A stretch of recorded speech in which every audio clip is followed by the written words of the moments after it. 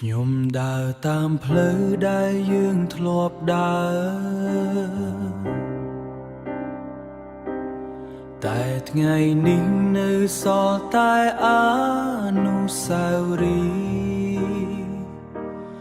អ្នកបាត់ទៅជាមួយនឹងអ្នកផ្សេងទុកខ្ញុំឲ្យនៅជាមួយការឈឺចាប់បេះដូងខ្ញុំស្រែកហៅឈ្មោះអ្នកតែអ្នកមិនត្រឡប់មកវិញអូត្រឡប់មកវិញបានទេបេះដូងខ្ញុំខូចព្រោះអ្នកខ្ញុំយំរាល់យប់ហៅឈ្មោះអ្នកអូតែអ្នកមិនឮស្នេហាដែលខ្ញុំផ្ដល់ឲ្យអ្នកគឺជាការពិតមិនមែនលេងសើច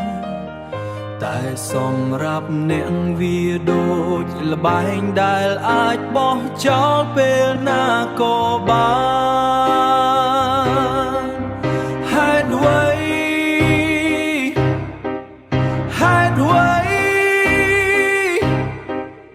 អ្នកធ្វើឲ្យខ្ញុំស្រឡាញ់ហើយបន្ទាប់មកបោះចោលខ្ញុំ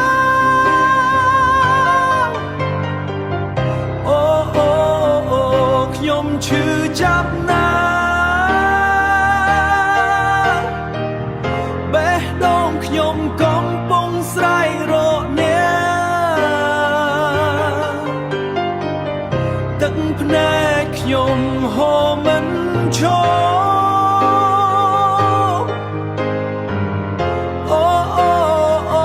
ស្នេហាបងសំឡេងស្រែករបស់ខ្ញុំប្រហែលជានឹងបាត់ទៅក្នុងខ្យល់